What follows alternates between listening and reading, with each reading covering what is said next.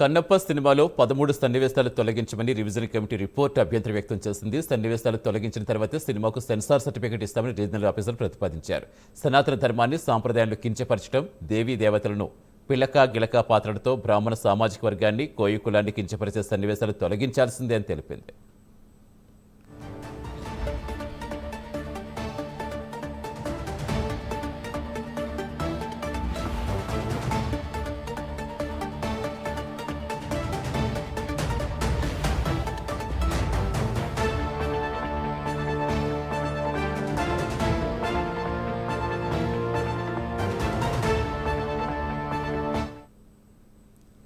కన్నప్ప సినిమాలో 13 సన్నివేశాలు తొలగించమని revision committee report అభ్యంతరం వ్యక్తం చేసింది. సన్నివేశాలు తొలగించిన తర్వాతే సినిమాకు సెన్సార్ సర్టిఫికెట్ ఇస్తామని రీజనల్ ఆఫీసర్ ప్రతిపాదించారు.